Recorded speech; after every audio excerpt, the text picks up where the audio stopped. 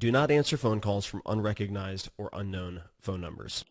And the purpose of investing is to improve your quality of life. And the question is, roughly, what technique do you use to focus on one idea long enough to bring it to fruition? Or if you prefer, what techniques do you use to avoid distraction while working on an idea? Hello, and welcome to Commit to More, where we believe people have unlimited potential, and that true success comes to those who commit to more than they believe they're capable of.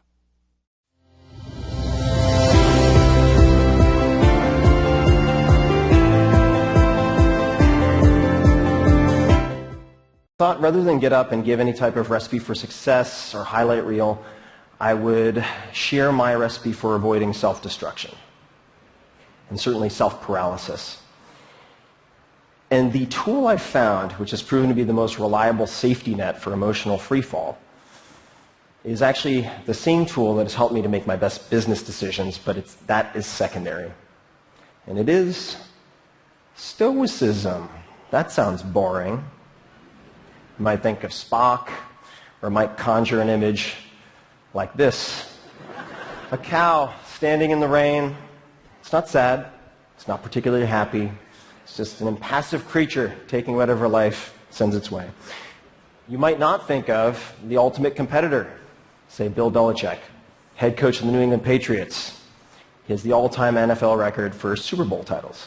And Stoicism has spread like wildfire in the top of the NFL ranks as a means of mental toughness training in the last few years. You might not think of the founding fathers, Thomas Jefferson, John Adams, George Washington, to name but three students of Stoicism. George Washington actually had a play about a Stoic. This was Cato, a Tragedy, performed for his troops at Valley Forge to keep them motivated. So why would people of action focus so much on an ancient philosophy? This seems very academic. And I would encourage you to think about Stoicism a little bit differently, as an operating system for thriving in high-stress environments, for making better decisions. And it all started here, kind of, on a porch. So around 300 BC, in Athens, someone named Zeno of Citium taught many lectures walking around a painted porch, a stoa, that later became Stoicism. And in the Greco-Roman worlds, people used Stoicism as a comprehensive system for doing many, many things. But for our purposes, chief among them was training yourself to separate what you can control from what you cannot control, and then doing exercises to focus exclusively on the former. This decreases emotional reactivity, which can be a superpower. Do not answer phone calls from unrecognized or unknown phone numbers. Feel free to surprise others, of course, but don't be surprised yourself. It just results in one, unwanted interruption of various types, right? And there's task switching cost. So when you go from task to task, you will typically, let's just say 40% of the time, not complete the task that was interrupted. Another reason to use an app like Freedom. And secondly, you'll end up in a poor negotiating position. You don't want to be surprised. So let unknown phone numbers go to voicemail and consider using something like Google Voice, where you can listen in on the voicemail, or something like Simulscribe that will allow you to receive voicemails as email. And the purpose of investing is to improve your quality of life. It's the intermediate step is achieving a reasonable or aggressive rate of return, but the ultimate objective of investing is allocating resources to improve your quality of life. And the reason it's important, for me at least, to define it that way is that not all forms of investing are suitable for all people, in the same way that not all sports are suitable for all people. Some people are daredevils and they love base jumping and whatnot, but they can't stand the tedium of, say, like table tennis. Other people are the exact opposite, and they find table tennis incredible. For me personally, I've been very successful in the public markets, investing in publicly traded stocks and equities, for instance, but it turns me into an anxiety-ridden lunatic with incredible sort of massive depressive swings depending on what's happening that day and what the cover of the Wall Street Journal says and so on. So I've learned for myself that even if I achieve a high rate of return in a publicly traded stock, it is a bad investment. Why? Because it decreases my quality of life. Even though I'm making money, I'm miserable doing so. I'm worse off than when I started. And for that reason, I've found, for instance, angel investing. I've had a lot of success in angel investing with Uber, Evernote, Twitter, Facebook, a lot of startup companies, because it's a binary decision for me where I do my homework, I do a ton of due diligence, I make an investment or I don't, and then I live with that decision until there's an exit or a failure, basically. And because I can't, there's no use to second guessing myself. I have lower stress about these all or nothing binary bets than I do about putting a small amount of money into a stock that I can watch jump around on a daily or weekly basis. So number one is investing. Good investing improves your quality of life. And that's investment of capital, that's investment of time, that's investment of attention, for instance. And the question is, roughly, what technique do you use to focus on one idea long enough to bring it to fruition? Or if you prefer, what techniques do you use to avoid distraction while working on an idea?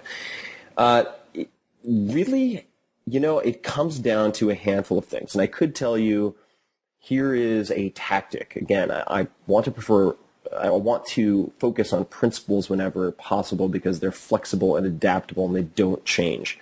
The latest techniques, websites, etc., they're constantly shifting, and it's a war of attrition against yourself. It's very fatiguing. But there are certain approaches like the Pomodoro technique where you focus for, say, 45 minutes, or I like to do it for even shorter, like 22 or 23 minutes, and then take a 5-minute break. So it's a 20-some-odd minute sprint with a 5-minute break. I like to use that. I could also point to morning rituals. I think that really specking out the first 60 minutes of your day and basically having so that it is scripted. Someone else could take your morning routine and execute it like an actor who's winning an Oscar imitating you to a T. Right? You should not burn any calories making decisions about what you're going to have for breakfast, about what you're going to do 10, 15 minutes after you wake up. It should be scripted to optimize your mental state for the rest of the day. And you want to conserve your decision making. So the 5-minute journal, this is actually a muse. It was created by a few folks who read the 4-Hour Workweek. But the 5-minute journal, it's a hardcover book, and you do a few types of journaling first thing in the morning for 5 minutes or less, identifying your priorities, what you're grateful for, a handful of other things. It's very, very fast. And that helps to re-clarify your priority, not multiple priorities, ideally, for the day. Thanks for watching, and we hope you enjoyed this video. We'd love to know how you plan to implement these strategies into your life in the comments below. And don't forget to hit the subscribe button. We hope this information has inspired you to commit to a better life. Until next time, thank you for watching.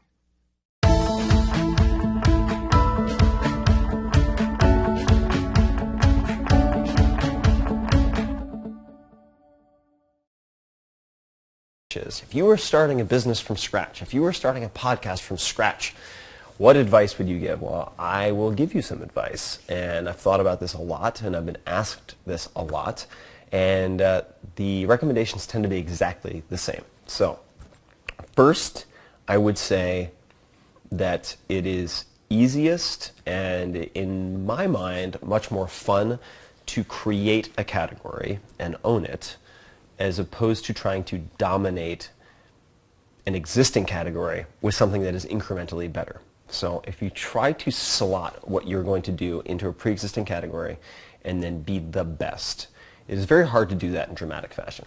And there are a few homework assignments that I would recommend you read immediately to really hone in on how to think about this. So number one is a single chapter in a single book. It is The Law of Category in a book called 22 Immutable Laws of Marketing. Read that. And if you're thinking to yourself, I don't have time to read books. If you don't have time to read 2 or 3 books that I am recommending to you, unless you have built tons and tons of companies already, then you shouldn't build any companies at all, because you want to measure twice and cut once when it comes to starting businesses. Because if you start a machine, a monster that you have to feed, that is a prison and is not something that provides you with freedom, then you are screwed, and it's going to be a lot harder to fix after the fact. So